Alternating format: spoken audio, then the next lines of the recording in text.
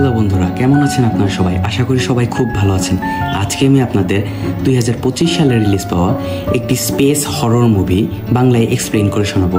মুভিটির নাম অ্যাশ। গল্পের শুরুতেই আমরা একটি মেয়েকে দেখতে পাই যে অজ্ঞান অবস্থায় ছিল এবং সে চোখ মেলেই চারদিকে দেখতে পায় লাশ এবং রক্তে ভরে গেছে চারপাশ।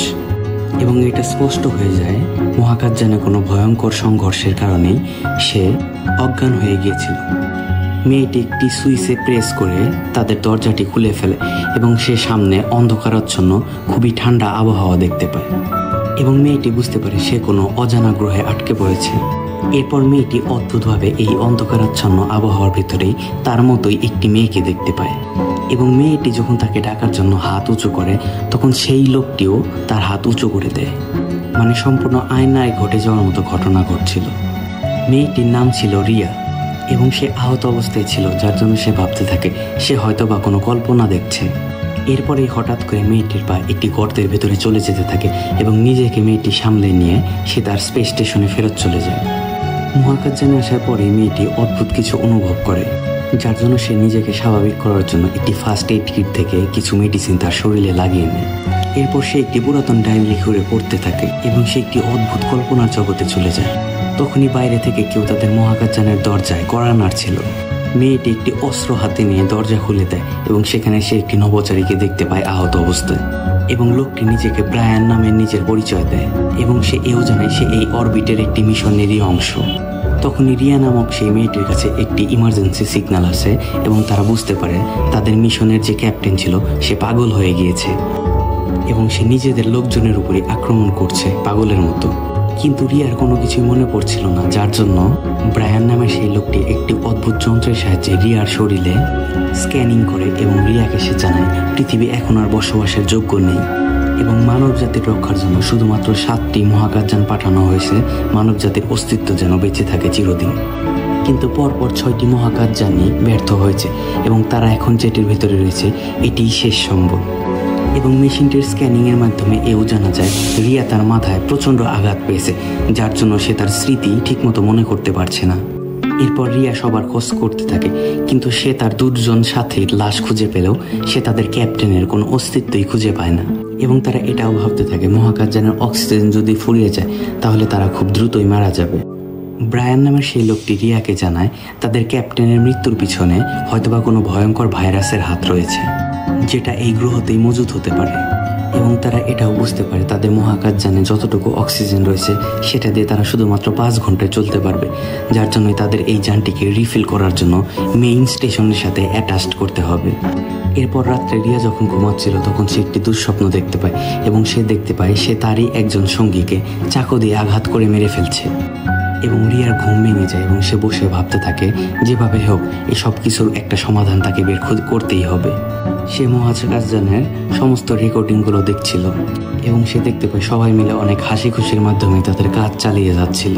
এরপর ব্রায়ানের দেওয়া তথ্য অনুযায়ী সে বিভিন্ন জায়গায় স্ক্যান করতে থাকে এবং তারা বুঝতে পারে একটি গর্তের ভিতরে অদ্ভুত এক ধরনের যন্ত্র বসানো রয়েছে, যেই যন্ত্রটিকে এই গ্রহটিতে বসানো হয়েছে যেন মানুষজন এখানে ভালোভাবে বসবাস করতে পারে। তারা সেই গর্তটির গভীরতা পরিমাপ করার জন্য একটি পাথর তার ভেতরে ফেলে দেয় এবং অদ্ভুতভাবে সেখান থেকে একটি উজ্জ্বল আলোর ঝলকানি বাইরে চলে আসে এবং কিছুক্ষণ পরে সেই পাথরটি উল্টে সেখান থেকে খুব দ্রুত গতিতে তাদের একজন কর্মীর হেলমেট ভেঙে তাকে মেরে ফেলে। এরপর সেই গর্তের ভেতর থেকে অদ্ভুত বিদ্যুতের ঝলক এবং বিভিন্ন ভয়ানক গ্যাস বেরিয়ে আসতে থাকে।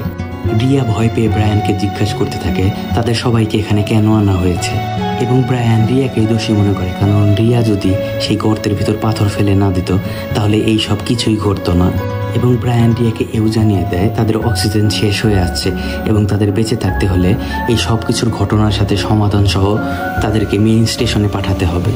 এরপর রিয়া তার রুমে চলে আসে এবং ব্রায়ান সেখানে এসে রিয়াকে আরও কিছু মেডিসিন তার গলায় বসিয়ে দিতে চায় যেন রিয়া স্বাভাবিক অবস্থায় ফিরে আসতে পারে, কিন্তু রিয়ার গলায় অলরেডি মেডিসিন ছিল, যার জন্য রিয়া সেটিও খুলে ফেলে এবং সে তার সামনে অদ্ভুত ভীষণ দেখতে পায় এবং সে দেখতে পায় সে তার সঙ্গীদের সাথে মারামারি করছে এবং প্রত্যেকের চোখে মুখে হাতে প্রচণ্ড হিংসার ছাপ ছিল।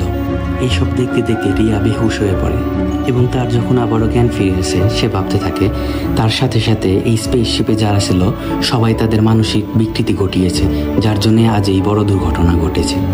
এরপর রিয়া ব্রায়ানের কাছে যাচ্ছিল, কিন্তু হঠাৎ করে সে তাদের ক্যাপ্টেনকে দেখতে পায় যে দীর্ঘ সময় ধরে গায়েব ছিল। এরপর রিয়া নিজের আত্মরক্ষার জন্য একটি অস্ত্র উঠায় এবং সে নিজেকে লুকিয়ে ফেলে। কিন্তু এখানে এসে রিয়া নাকে অদ্ভুত রকমের দুর্গন্ধ পায় এবং সে একটু খোঁজাখুঁজির পরে দেখতে পায় ব্রায়ানের মৃতদেহ সেখানে পড়ে আছে। তখন রিয়া বুঝতে পারে তাদের ক্যাপ্টেনই আসলে ব্রায়ানকে মেরে ফেলেছে। এরপরে রিয়া যখন তাদের ক্যাপ্টেনের মুখোমুখি হতে যাবে তখনই তাদের ক্যাপ্টেন রিয়ার উপরে আক্রমণ করে দেয় এবং রিয়াও পাল্টা আক্রমণ করে। কিন্তু তাদের ক্যাপ্টেনের স্পেস স্যুট এতটাই শক্তিশালী ছিল যে আঘাত এবং আগুনের মাধ্যমেও তার কোনো ক্ষতি করা যাচ্ছিল না। এবং লড়াইয়ের এক পর্যায়ে রিয়া একটি পাইপ নিয়ে তার সেই ক্যাপ্টেনের অক্সিজেন মাস্কের ভিতরে ঢুকিয়ে দেয় এবং এভাবেই রিয়া তাদের ক্যাপ্টেনকে মেরে ফেলতে সক্ষম হয়। এরপর রিয়া সেই স্ক্যানিং মেশিনটির মাধ্যমে তাদের ক্যাপ্টেনের শরীরকে স্ক্যান করে সেখানে কোনো ভাইরাস আছে কিনা সেটা পরীক্ষা করতে থাকে। কিন্তু অদ্ভুতভাবেই সেই ক্যাপ্টেনের শরীরে সব কিছুই নর্মাল ছিল এবং তার শরীরে কোনো ভাইরাসের উপস্থিতিও ছিল না। এবং রিয়া বুঝতে পারে সে ভুল করে তাদের ক্যাপ্টেনকে মেরে ফেলেছে। এরপর রিয়া তার শাটেলের রেস্কিউ করার জন্য সেখান থেকে উড়ে যাওয়ার সিদ্ধান্ত নেয়, কেননা অক্সিজেন প্রায় শেষের দিকে এসে পড়েছে এবং তার হাতে বিকল্প কোনো ব্যবস্থা ছিল না। এবং সে যখন সেই স্পেসশিপটিতে যায় সে দেখতে পায় স্পেসশিপের কিছু অংশ বিকৃতভাবে নষ্ট করে দেওয়া হয়েছে যেন এই স্পেসশিপটি আর চালানো না যায়। এবং সে তার আগের মহাকাশযানে ফেরত আসে এবং নিজেকে শান্ত রাখার জন্য সে তার গলায় আবারও একটি ট্র্যাঙ্কুলাইজার প্যাচ পরে নেয়। এরপরে সে ব্রায়ানের শরীর স্ক্যান করতে থাকে এবং মেশিন থেকে রিয়া একটি ভয়ঙ্কর তথ্য জানতে পারে যে ব্রায়ান 51 ঘন্টা পূর্বেই মারা গিয়েছিল। এবং রিয়া পাগলের মতো ভাবতে থাকে যে ছেলেটি যদি এত আগেই মারা গিয়ে থাকে তাহলে তার সাথে যে কথা বলেছিল এবং তার সাথে যে দেখা করেছিল তাহলে সে কে ছিল, আর এই ছেলেটিকে মারার জন্যই তো সে তাদের ক্যাপ্টেনকে মেরে ফেলেছিল। তখনই সেখানে একটি অদ্ভুত অ্যালার্ম বেজে ওঠে এবং রিয়া বুঝতে পারে হয়তোবা কোনো অদ্ভুত প্রাণী এখানে চলে এসেছে এবং সে নিজের আত্মরক্ষার জন্য হাতে একটি অস্ত্র তুলে নেয়। তখন আবছা আবহাওয়ার মাধ্যমে রিয়া দেখতে পায় সেখানে আবারও ব্রায়ান চলে এসেছে। কিন্তু এবার রিয়া বুঝতে পারে এটা ব্রায়ান না, এটা ব্রায়ানের মতো দেখতেই কোনো অদ্ভুত শক্তি। এবং সেই ব্রায়ানটি রিয়াকে বলতে থাকে, রিয়া তুমি ভাইরাসের আক্রান্ত এবং আমি তোমার কল্পনার রাজ্যে বসবাস করি।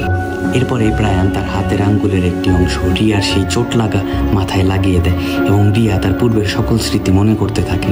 রিয়া মনে করতে থাকে কিছুদিন পূর্বেই তাদের এই স্পেসশিপে অদ্ভুত কিছু প্যারাসাইট জাতীয় ভাইরাস আক্রমণ করেছিল, যার জন্য তাদের যোগাযোগ করার রেডিও সিগন্যালও বন্ধ হয়ে গিয়েছিল, যার জন্য তারা অন্য কারোর সাথে যোগাযোগ করতে পারছিল না। ব্রায়ানকে রিয়াকে রেস্কিউ করার জন্য পাঠানো হয়েছিল, কিন্তু এদিকে রিয়া সেই প্যারাসাইটগুলোর উপর পরীক্ষা চালানোর জন্য একটি প্যারাসাইটকে একটি বোতলে বন্দি করে ফেলে। কিন্তু সেই প্যারাসাইটটি এতটাই শক্তিশালী ছিল যে সে সেই পাত্রটি ভেদ করে বেরিয়ে আসে এবং রিয়ার একজন সহকর্মীর উপর আক্রমণ করে দেয় এবং সেই ভাইরাসটি তার সেই সহকর্মীকে একটি অদ্ভুত প্রাণীতে পরিণত করে ফেলে এবং রিয়ার সাথে তার সেই সহকর্মীটির প্রাণ নেওয়ার মতো সংঘর্ষ হতে থাকে এবং নিচের প্রাণ বাঁচানোর জন্য রিয়া তার সহকর্মীকেই সেখানে মেরে ফেলে। এবং এত চিৎকার চেঁচামেচির জন্য বাকি ক্রু মেম্বারগুলো সেখানে চলে আসে এবং তাদের ভিতর লড়াই হতে থাকে। এবং যখন তারা সবাই মিলে সেই আক্রান্ত ব্যক্তিটিকে মেরে ফেলে তখন সেই প্যারাসাইটটি তার শরীর থেকে অন্য একটি মানুষের শরীরে চলে যায় এবং সেই লোকটিও তখন রিয়ার উপর আক্রমণ শুরু করে। কিন্তু যথাসময়ে সেখানে ক্যাপ্টেন এসে সেই লোকটিকে সরিয়ে রিয়াকে বাঁচিয়ে নেয়। তাদের ক্যাপ্টেন স্পেস স্যুট এতটাই শক্তিশালী ছিল যে সেই লোকটি তার কোনো ক্ষতি করতে পারছিল না এবং ব্রায়ান এই দৃশ্যগুলো দেখে ভয় পেয়ে সেখান থেকে পালিয়ে যেতে শুরু করে। কিন্তু ব্রায়ান একটি বদ্ধ পাইপের ভিতর নিজেকে আটকে ফেলেছিল এবং সেই আক্রান্ত লোকটি এসে ব্রায়ানকে বাড়ি মেরে সেখানেই মেরে ফেলে। এদিকে রিয়া তাদের ক্যাপ্টেনকে বাঁচানোর জন্য একটি নতুন স্পেস স্যুট তাকে দেয় এবং তাকে হেডকোয়ার্টারে পাঠানোর ব্যবস্থা করতে থাকে। কিন্তু সে সেখানে থেকে যায় এবং ভাবতে থাকে এই সব কিছুর জন্য হয়তোবা সে নিজেই দেয় এবং তাকেই সব কিছুর সমাধান করতে হবে।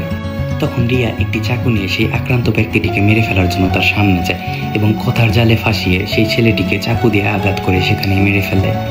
এবার সেই অদ্ভুত প্যারাসাইট ভাইরাসটি সেই লোকটির শরীর থেকে বেরিয়ে রিয়ার মাথায় যেখানে আঘাত লেগেছিল সেটির মাধ্যমে রিয়ার শরীরের ভেতরে চলে যায়। এবার রিয়ার সামনে সকল ঘটনা স্পষ্ট হয়ে যায়। এরপরে রিয়া সেই স্ক্যানিং মেশিনটিতে চলে যায় এবং সেই স্ক্যানিং মেশিনটি বুঝতে পারে যে রিয়ার মস্তিষ্কে সেই প্যারাসাইটটি রয়েছে এবং সেটি রিয়ার মস্তিষ্ক থেকে বের করে দেয়। এবার প্যারাসাইটটি রিয়ার শরীর থেকে বেরিয়ে ব্রায়ানের শরীরে আক্রমণ করে দেয় এবং রায়ানের মাথা ফেটে সেখানে এন্টিনার মতো কিছু ভয়ঙ্কর অঙ্গ প্রত্যঙ্গ দেখতে পাওয়া যায়।